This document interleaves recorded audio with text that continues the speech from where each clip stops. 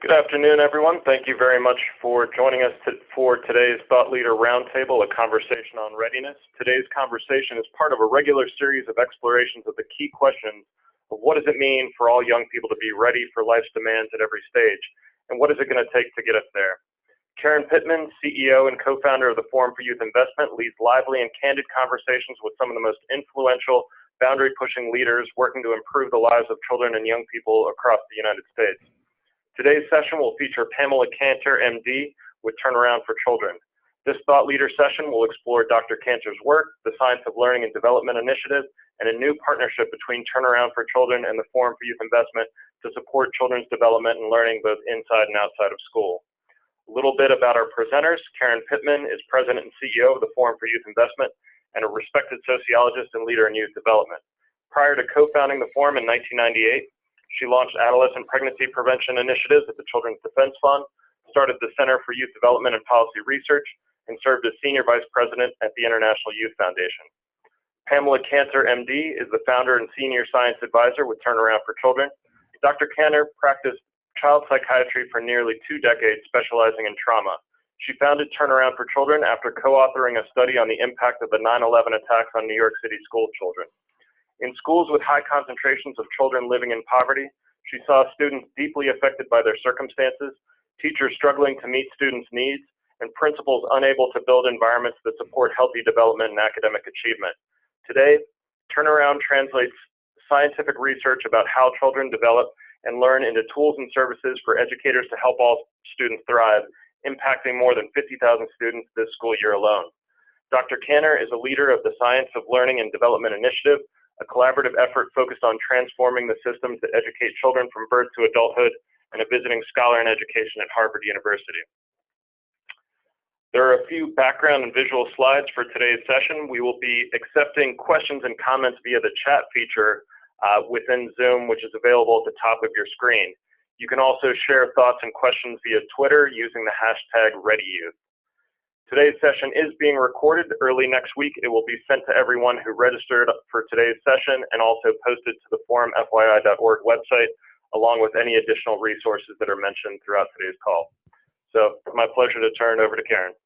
Thank you, Ian. And Pam, thank you so much for joining us. We've been doing these conversations for a couple of years, and when Ian talks about the fact that we bring on thought leaders, that phrase, I think, was made up for you. You've had such an impact on my life, even in the past couple of years of getting to know you. So we've had some rich conversations, and I want to just begin, and I know the hour is going to go quickly, I want us to begin by just having you give us the top notes of what has come out of this very rich project called the SOUL Initiative, the Science of Learning and Development. I'm hoping that folks who are on the call had time to watch the video. If not, I'm sure that they will by the time this session is over. But what are the 2 or 3 things that you want everyone to remember, those things that force us to think differently about learning and learning potential? Thank you very much, Karen. One of the most important things that I think centers the conversation about learning and human development overall is understanding that as humans and as mammals, the majority of our brain develops after we're born. The brain is actually made up of tissue that is astonishingly malleable. It's the tissue that is most susceptible to change from experience of any tissue in the human body. So when we think about that relationships and experiences actually grow the human brain, then what that tells us is that the thing that is overwhelmingly important in that development is context. And by context, we're talking about things like health and nutrition, but we're also talking about communities and families and schools and teachers. So by context, we are also understanding that some can be negative, and the most common example of negative context is the role of stress and adversity in children's lives. But by contrast, the most common example of positive context is the human relationship. So all of this tells us that things like adversity don't just happen to children. They happen inside their brains and bodies through the biologic mechanism of stress. But so does resilience. The power of the human relationship to produce resilience in children is the other side of the role of context.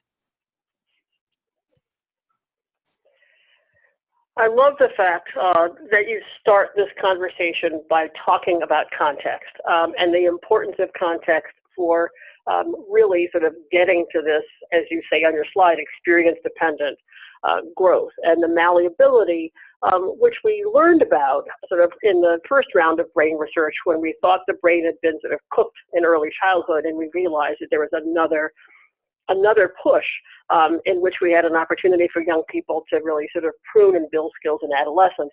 And some of that led, I think rightfully so, to the idea that we really needed to do more to make sure we were teaching young people sort of social, emotional, and cognitive skills.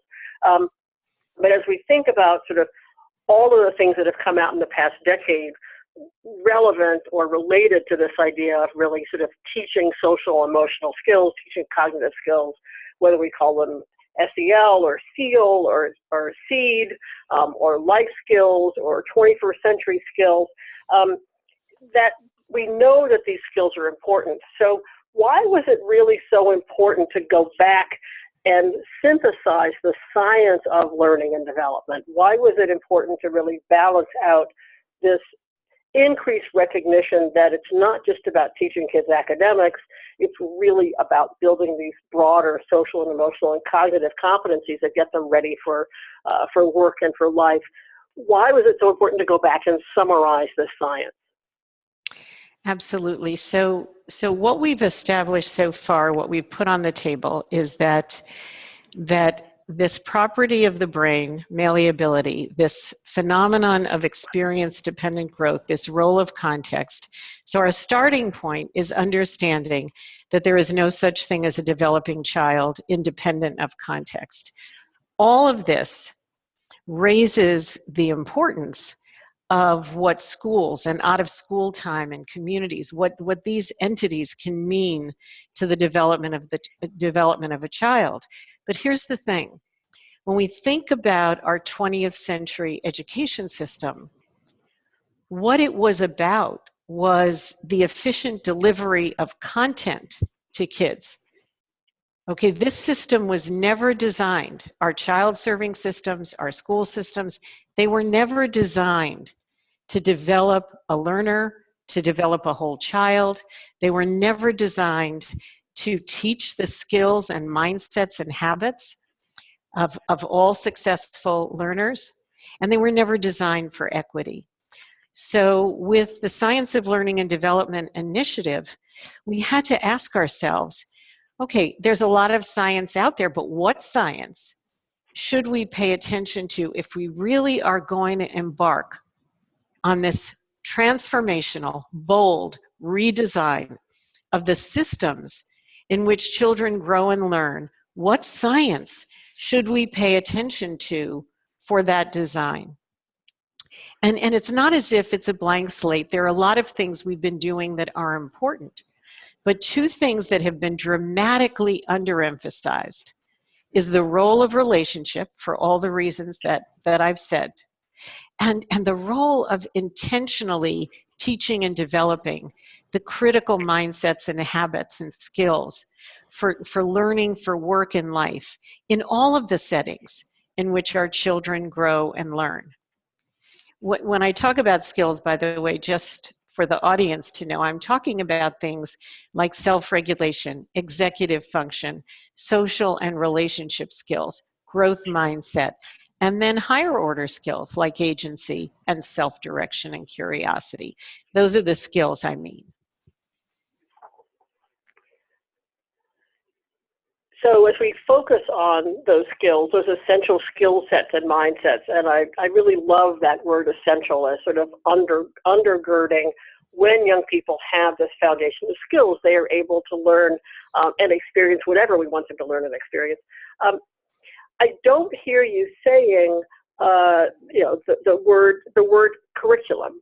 I hear you talking to us about being intentional about making sure that young people are building these skills and building these mindsets. But talk a little bit more, and one of the favorite graphics that has come out of the SOLD work is what I refer to fondly as the blue wheel. So I'm going to ask you just to talk a little bit about why it's important to not just focus narrowly on coming in to build skills. So this isn't one more thing that we're asking teachers to do and here's a new curriculum, but why it relates to the discussion that you just had about how we have to fundamentally rethink how learning happens. So I like that you raised the point about not just asking our teachers and our mental health service and sports service people to just do more stuff. I think that what's crucial to understand is more that we need to design environments that are mapped to the way the brain grows and learns. And the brain grows and learns when it is exposed to integrated experiences. So when I speak about things like relationships or the design of a classroom or skills and mindsets, there are all kinds of relationships and experiences that can be designed for children so that these skills are developed when children are learning content like English, math, or history. But what I am wanting to emphasize is that once you say that you are going to put relationships at the center of learning, fundamentally you're talking about a very, very different design for the environments in which children grow and learn. All of this can be integrated. It can be integrated in tools. It can be integrated in the way that teachers and other adults interact with kids. But it really is important that anyone, all professionals that are involved in the teaching and learning processes of children understand brain development, human development, and learning science. Once you understand that, then it becomes possible to integrate the practices in these environments. And that's what this wheel is seeking to convey, that we can build environments that support strong relationships and a culture of belonging. We can combine skill development with content and rich and rigorous instructional experiences, and we can provide the supports, academic and non-academic supports, that kids need. But the key thing that this wheel is intended to message is we have to stop focusing on doing one thing and think that one thing is going to help to develop a whole child. I think that that's such an important message. I want to just have you come at it one more time.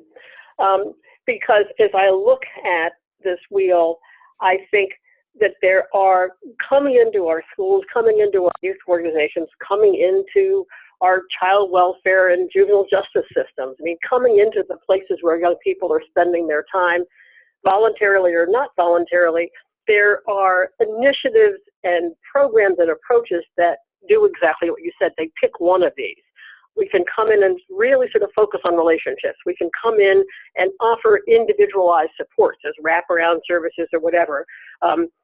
We're awash in different kinds of rigorous instructional experiences that are trying to bring content in more interactive ways. We have whole movements towards school safety. We measure school climate, but as you said, the idea that if you don't understand really what the brain science and the learning science is telling us, all of these come in a way that by the time they get down to where those adults and children are actually interacting, they may compete with each other as different initiatives or approaches or demands. Does that ring true with what you've seen? It absolutely rings true. Let me share something that for me is just a guiding principle for everything that I think about the environments that children will thrive in. Many of you people in your audience probably know of the education psychologist Benjamin Bloom. And he wrote a paper in 1985 that was his 2 Sigma paper, and he wrote many other things as well. But he said this. He said what one child can do, all children can do under highly favorable conditions. So what are those highly favorable conditions? Because that's what we're talking about here. We're talking about conditions that optimize the development of children, children who have all of the skills that they are going to need for learning and for thriving in their lives. So the crucial thing, for the first thing that I want us to pay attention to, is this idea of highly favorable conditions, which involve integrating these different dimensions of activities in support of a child's holistic development. But there's one other thing that I don't think we've paid attention to in our school environments in particular, but also out of school environments. And that is development is a progression. Think about when you learned to ride a bike, or think about when you learned to read. Okay, the way these skills are learned, these are complex skills, and they are learned as a progression. And they start with foundational skills, and then the skills become more complex with practice, with time, and often with a bike, with a book. There have been adults that have been central to us learning those skills, to us trying, falling, failing, and getting back into it and doing it again. So one other important body of research is that some of these skills for life, these essential skills that I'm talking about, also are developed as a progression from foundational to higher order skills. I can talk more about that if you want me to. You know, we have 2 graduate fellows here with us this summer from the University of Pittsburgh. We were actually just meeting right before this call and looking at sort of the various frameworks that are out there, as we all do, that people are using, so that when we go out in the field, we're conversant in where people are starting, so we can meet leaders where they are. And one of the things that our fellow noticed was that very few of these frameworks actually explicitly mentioned development, that exactly what you said, that this grows over time. So because we both don't mention the time factor of developmental growth, and we also don't think about the time factor of that kids find themselves in learning experiences both before and after schools and in the weekend, we don't have that full picture of what development looks like. So if there's more you want to say on that matter, I don't think we can stress it enough as we're looking at this topic. Well, I'd like to tell you just briefly the story of the Building Blocks for Learning framework, because this whole framework grew out of a project that was led by Brooke Brizard when she was at Turnaround. And we really were trying to answer one question, which is, how does any child become a learner? Because if we understood that there are pathways to becoming a learner, just as there are for other complex skills, well, in principle, we could design classrooms and practices to nurture the development of these skills, if not actually accelerate them. And the building blocks actually fell out of the literature. We didn't set out to build a framework. So when you look at this framework and you look at the skills on the bottom 2 rows, like stress management, self-regulation, executive function, social skills, those we know are foundational skills. But those skills are supposed to be present, not fully developed, of course, but present when children enter kindergarten. And what we know about the effects of stress on children's development is that they're going to have uneven development of these very skills because of the effects of adversity. So this helps to explain why many children come to kindergarten unready for learning. Well, what happens if they don't have those skills in place? Then think about the mindsets for school, like growth mindset and sense of belonging, or those higher order skills. Well, what we now know, and there are a number of researchers who have demonstrated this, is that children who haven't developed those foundational skills will be at risk not to develop the higher order skills that you see at the top. So development, in fact, is a progression. We don't have a roadmap yet for precise pathways. That's the empirical and research work that needs to be done. But the message in this, in the building blocks, is for us to understand that the development of these higher order skills, which have been called deeper learning skills, 21st century skills, all of those skills are the product of a developmental progression. And that getting kids to have these foundational skills in place is the first really important step on the way to them being able to develop these higher order skills. So the questions are beginning to come in, and the first couple of questions that Ian has handed me go right to where I hoped we would pivot at this point in the conversation, which is, this really is a mindset shift that you're talking about for teachers, for administrators, as you said, for anyone who works with young people on a professional or even a volunteer basis. This is a huge mindset shift from the way we have all been taught that learning happens, which is basically, we've got these open vessels and we pour in content. And somehow, now that we recognize the importance of these other skills, the question is whether we're just pouring in more content that's related to these skills, or we're really rethinking that whole learning environment.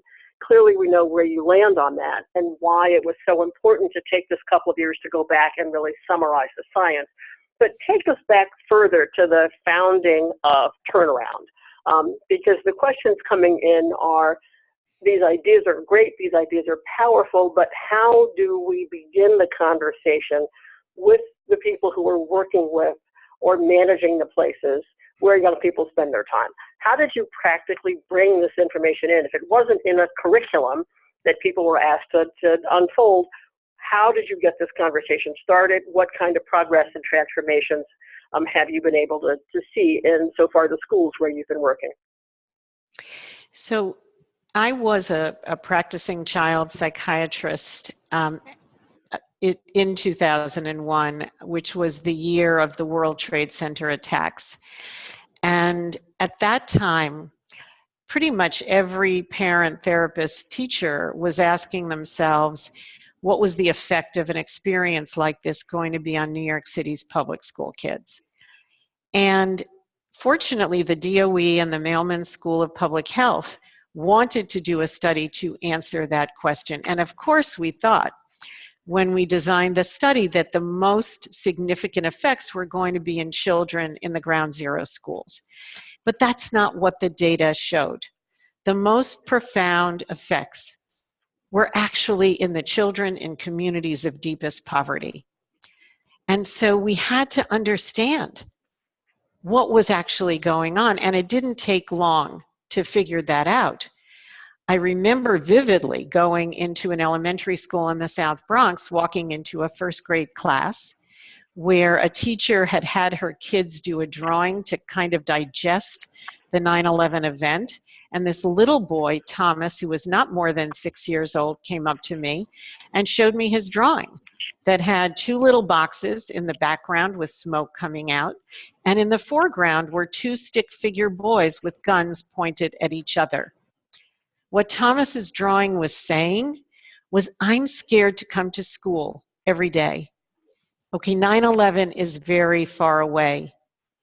So when our team went to visit many schools where this data was lighting up, what we found were many children struggling with the effects of adversity and stress on the very systems of the brain that are essential for learning, chiefly the limbic system. And we also saw an education system in New York that was trying to do everything it could to improve academics, but not really seeming to understand the effects of context, of stress on children's learning systems. So I founded Turnaround. In the wake of that, this was a big personal turning point for me. And we founded Turnaround on the idea that by understanding the science of learning and development, we could design tools and practices and services that could turn any school environment into a positive developmental and academic force in a child's life. And to this day, that's what our organization is dedicated to. Now, over the years, we've learned a lot.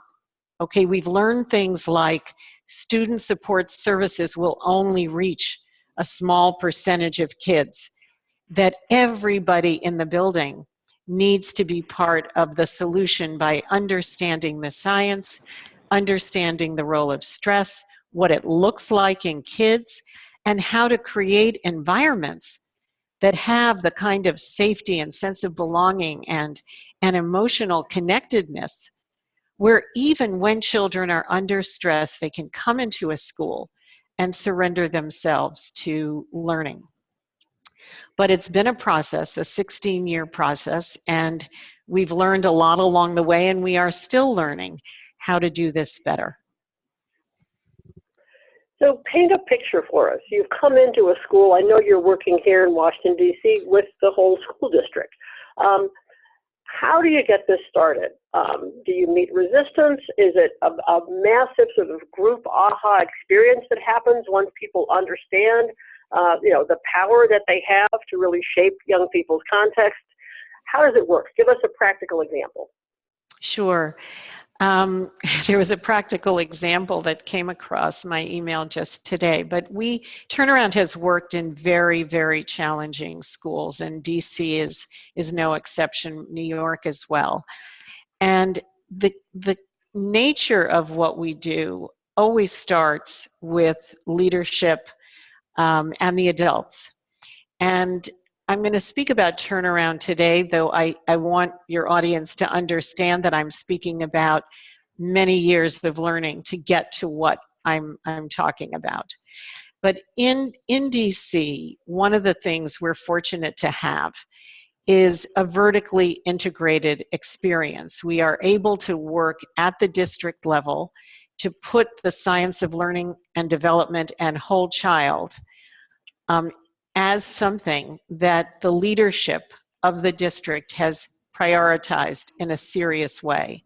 So that means every instructional superintendent, all of the principals in DC, in particular at the K-8 level, but we've had exposure even beyond that, they receive trainings from us that begin with the basics on the science of learning and development, but then they work with us in developing the climate and culture and environment in their schools that enable teachers to form deep relationships with their students. And we have some practices that are relatively simple. One of them that comes to mind is called the 2x10, where a teacher who is struggling with a child that has behavioral issues says to that child that they will have a conversation for 2 minutes a day times 10 days. And they'll talk about anything that's on that child's mind. And I'm just giving you this as an explanation of how concrete and practical many of these practices are.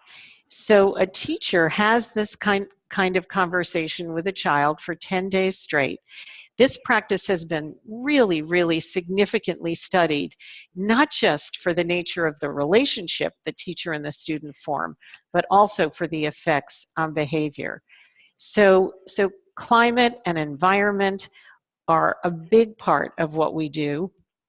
Setting up the systems, MTSS, multi-tiered systems of support, where children are able to be seen and understood for the level of need that they have, and whether those needs can be met by universal interventions, classroom-based interventions, or a child actually needs mental health services.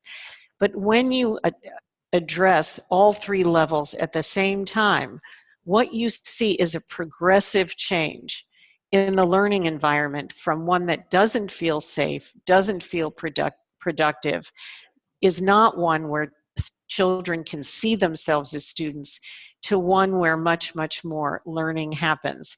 So an emphasis on building these kinds of environments is something that we consider to be an absolute non-negotiable, with relationships as an important part of that.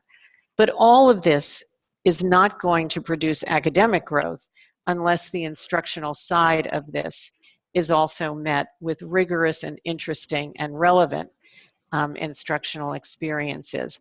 So we partner with the district to make sure that our side of the house and that side of the house are actually talking to each other and working together in an integrated way. That's great. I'm going to push once more on the practice question, because it's a question that's near and dear to my heart. Ask Ian to push down one more slide. And you mentioned all of the adults in the building. And so one of the things that I love to point out is when, in this wonderful slide that you have of a young girl going into the school, she's not just walking into one environment, she's walking into multiple environments, and every door that she opens inside of that school over the course of the day, and even into after school, if she stays there for after school, takes her into another place where adults could be either supportive and understanding all the things that you want them to understand, or could actually sort of undo what happened in the last room. So when you're bringing this in, when it comes beyond the leadership, how does this really get down to all the adults in the building, not just the teachers, but the librarians, the counselors, the folks in the cafeteria, the playground monitors? How important is this to really be infused in the full set of adults? And what's the role of the principal in all this? So there are so many really crucially important things that you just said, and lessons that we've learned, frankly, the hard way.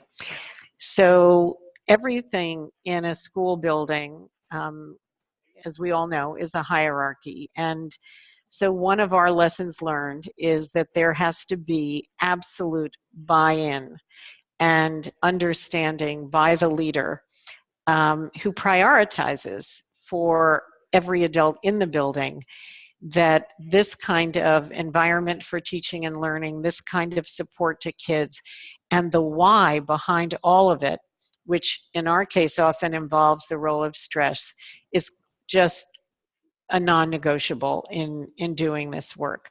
And this is again why the vertical integration with the district and what comes from the district as a priority that is visible and stated couldn't be more important. But there's another layer to what you just said that we learned the hard way, and that is for those of you in the audience who are parents, you know that kids have kind of a nose for there being exceptions, and maybe I don't have to do this, when the voices of the adults are inconsistent. So if you have one voice in one setting but not in the other, that can translate for a child to, well, maybe I don't have to do the things that the adults want me to do. So what we've learned is that children have to have reinforcing experiences everywhere, in the hallways, in the cafeteria, in the bathrooms, on the ball field, and that every adult has to carry an understanding of development, an understanding that their voices, their tone will be read by children in terms of whether the adult sees them as a valued and a respected member of a learning community. So we go to great lengths with the phrase every adult, because we have seen that children will tease out where that's not the case, and it will affect their own growth when it isn't. I think that's so important. You have given us so many ways to basically understand that context trumps content. And that probably one of the biggest mind shifts to reinforce with schools, and then to reinforce with parents and advocates who are justifiably concerned that in the way that we currently measure school success, we're really not giving, not only are we not giving much space to these skills, if people call it non-academic skills, but we're also not acknowledging the importance of the context and the roles that all of these adults play. So as you do this shift, and you're bringing this primarily into public schools, what are the resource implications?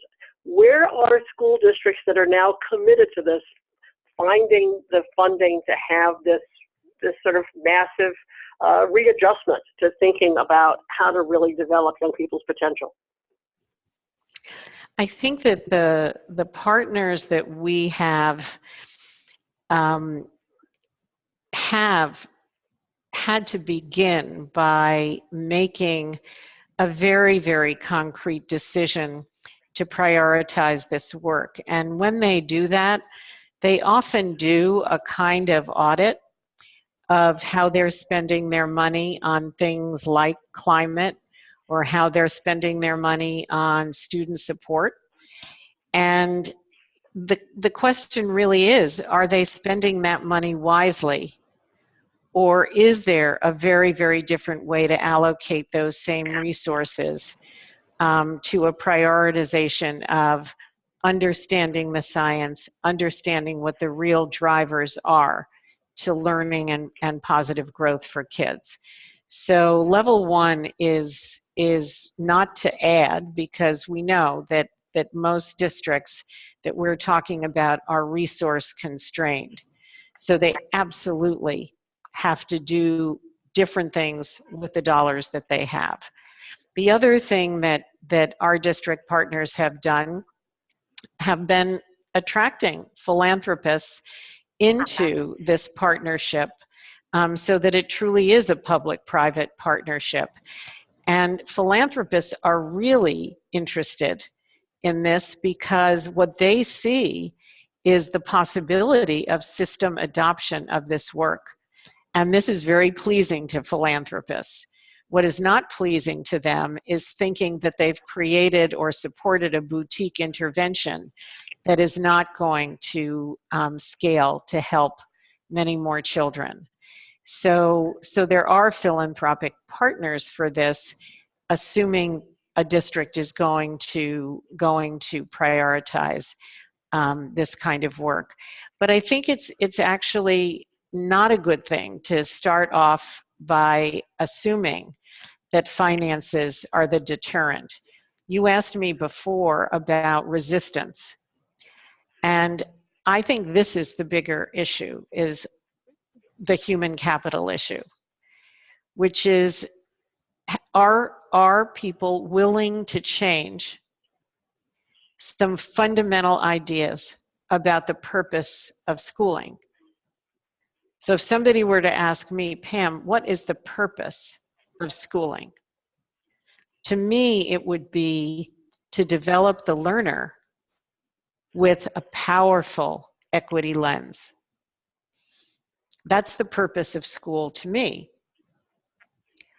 But if the purpose of school is defined as standardized test scores, how many kids got into a very, very good, whatever the next level of schooling is, post-secondary, that's a very different purpose, and it would inspire a very different set of actions.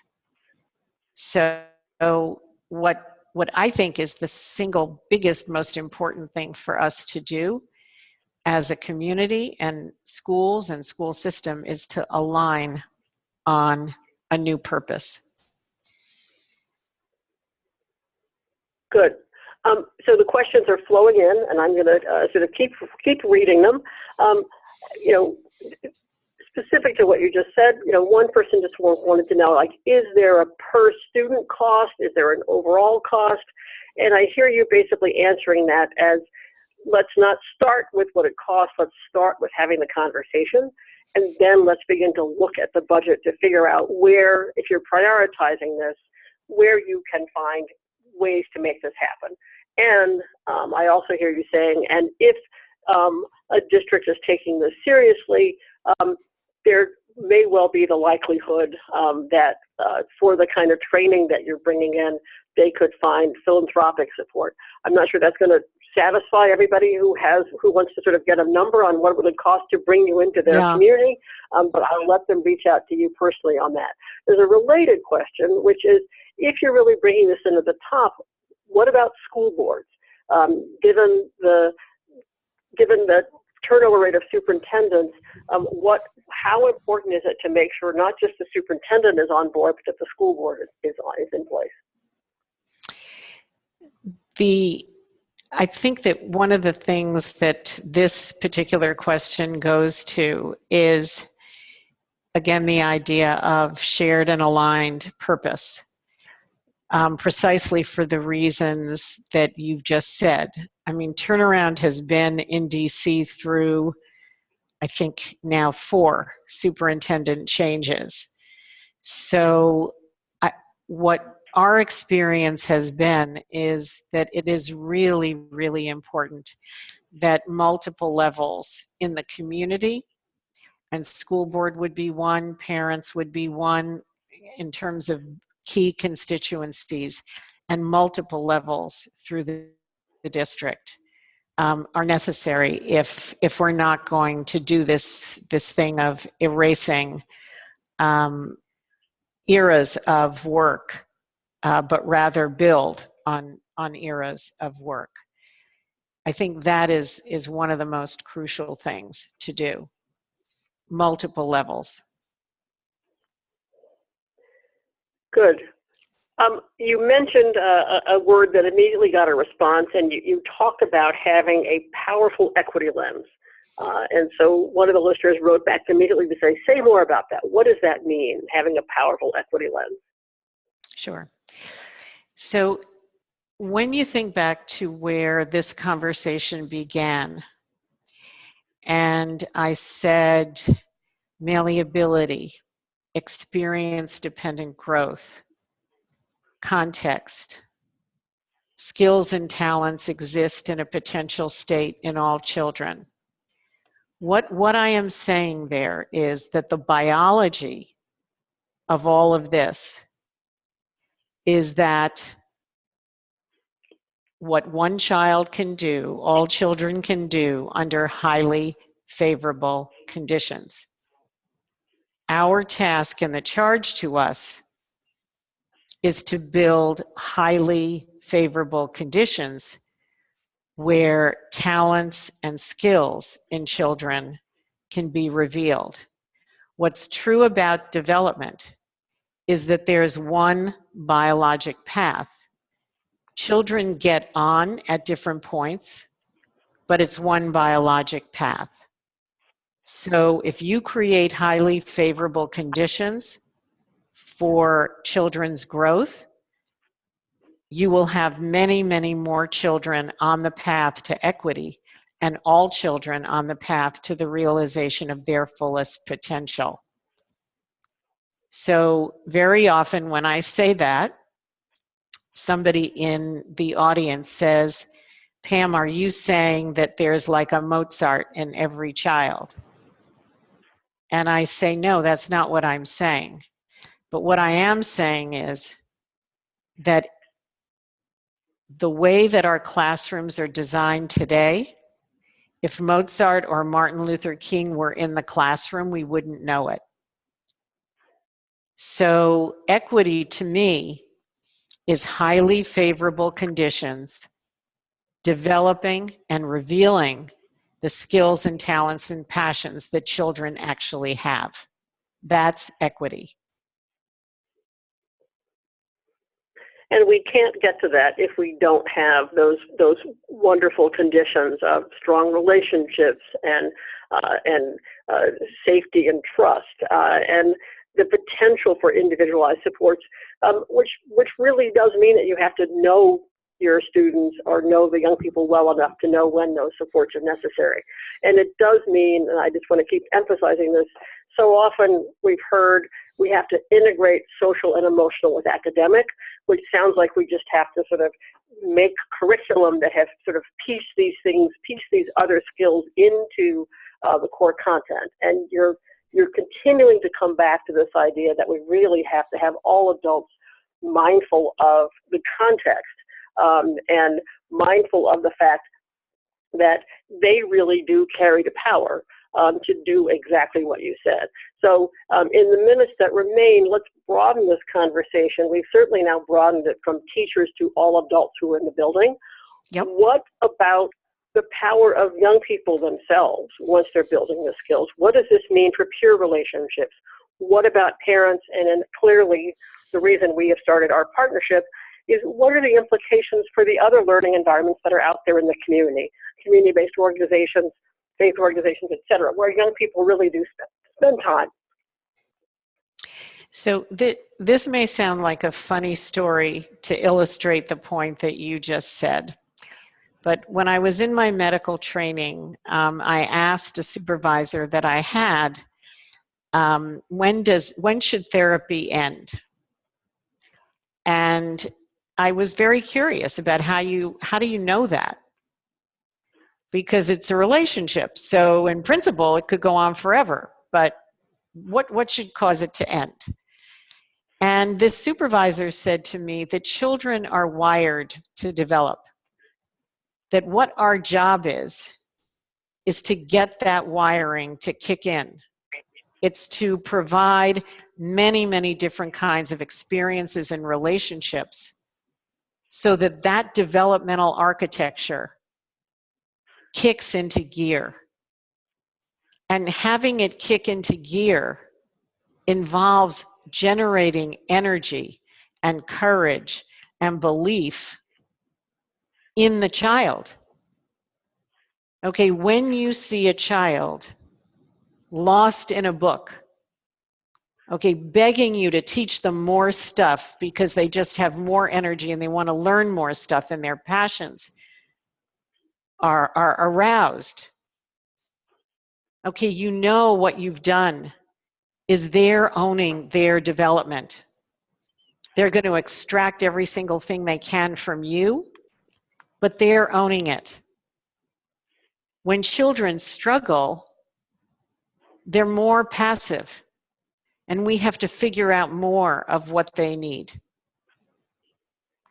But I think the thing that is so important in this is that what these highly favorable conditions are intended to do is to actually activate the things that children are actually wired to do under favorable conditions. Then we can see who they are, what they're interested in, how they want to develop, and nurture that with more and more challenge and help them when they have a disappointment, a failure, a something that doesn't work out as they wished. That's what development is. And that commitment to development, again, can happen in many places and does happen. And we have adults who are committed to learning and development in places that are outside of schools. So I want to come back and ask you about how we align with those other settings. But well, wait, Karen. A little bit about, yeah. One thing I wanted to say about that is that all of us know children who didn't discover themselves in a classroom. Okay? Right. We all know children that discovered who they were in an art class, on a sports field, at camp. Okay, because Absolutely. all of these experiences are experiences that help children discover their identities, build their confidence, unleash their motivation. And we know that it translates into better stuff in school. But Development is about reinforcing experiences everywhere that children grow and learn, in their homes, in their communities, on the ball field, everywhere. Absolutely not only in school. I agree with that, and I'm actually going to take it and put it back in an even more provocative way. The forum, for many years, when we're having conversations out in communities, we start by having people close their eyes and imagine a powerful learning experience. Not saying what they learned, but just imagine the place where you really remember learning, that kind of sort of immersed in a book kind of learning. And rarely do people actually mention school. And even more rarely do they actually mention an academic class, a class that led with content. If they mention school, it is the art teacher or the yearbook coach or whatever. And so there is something about these environments in which, and I'm not saying that the teachers that are teaching academics are somehow not committed to your idea of what optimal learning looks like, but the pressure to not lead with content, and certainly not lead with content in a very strict way, leaves room for people to more naturally, even if they don't have all of the training that you can provide and the information about the brain science, it leaves people more room to naturally start the way you said, with creating strong relationships and then building powerful learning experiences in which young people have a natural interest and perhaps even some kind of natural capacity so that this can happen. So it really may be that rather than thinking that what we're doing is asking these other adults in other settings to reinforce what happens in school, we're actually asking schools now to finally reinforce the kind of experiences that happen in other settings where the pressure on academic content isn't so great. I understand how you're tying these things together. And I will say it back to you this way. If you read a book or watch a movie about any child who surmounts extraordinary things, goes on to do extraordinary things, and you ask them how it happened, almost always the sentence begins with, there was this person. And then when you take it one step further and you think, well, where was this person? And sometimes it's in school, but very often it's not in school for the reasons that you just said. And that is that our teachers have not been given the time and the space to prioritize connections to kids, either because there are too many or all kinds of structural barriers that we must prioritize and change. But the places where kids have found that person have been in out of school time of all different sorts. And the courage and the energy and the bravery and the character development and all of those amazing things have often gotten triggered in other environments and then generalize to other experiences that kids have.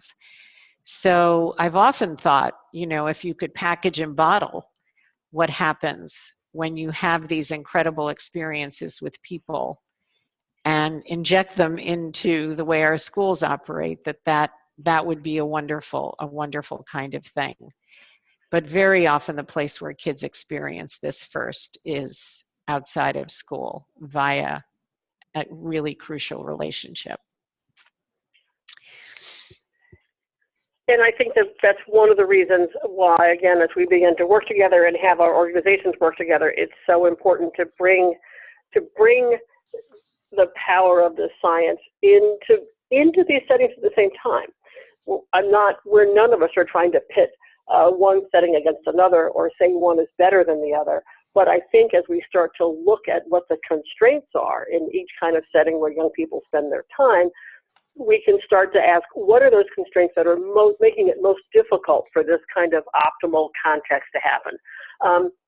we're getting to the end of the clock, and I've got 2 questions left, I think, unless Ian hands me more.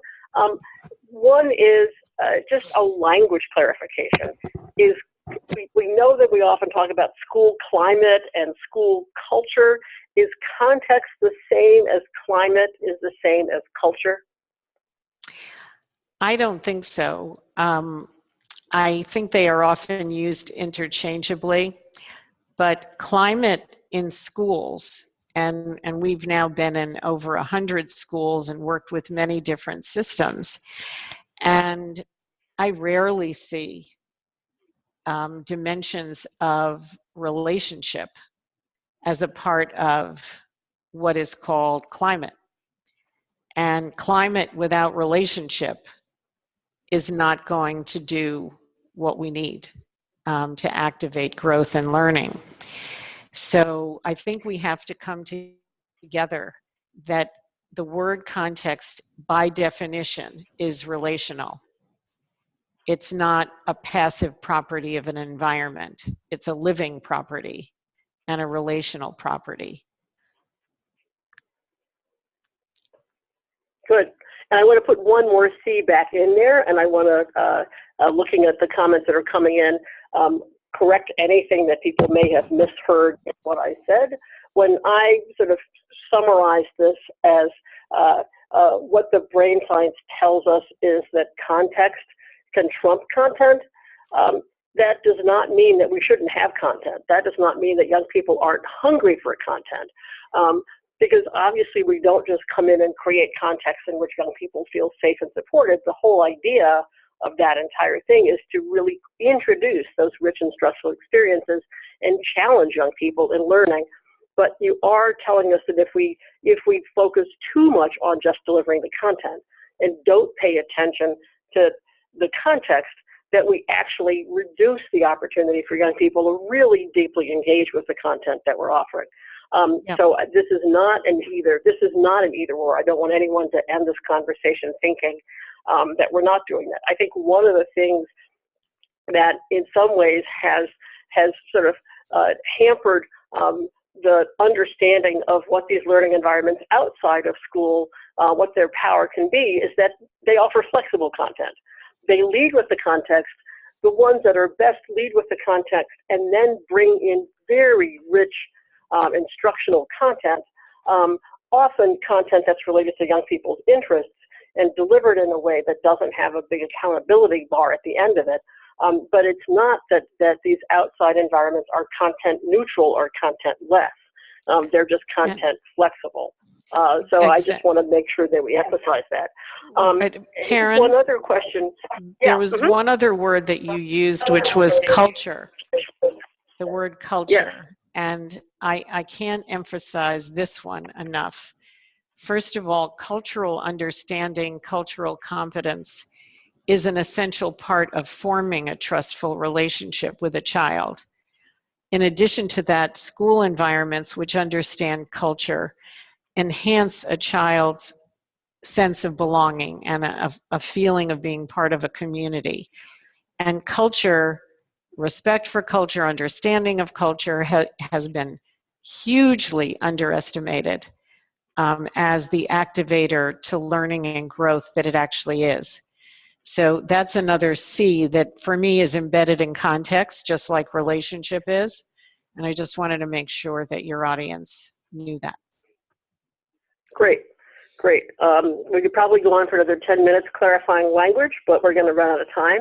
So I want to come back with one more thing Okay. on a question, just to make sure that people understand that when you talk about individual support and you talk about personalized, this idea of sort of personalized learning, that you're not suggesting that this is so much about one-on-one relationships that it doesn't apply to your standard classroom or your standard youth organization where you have an adult working with a large group of young people. So how do we make sure that we're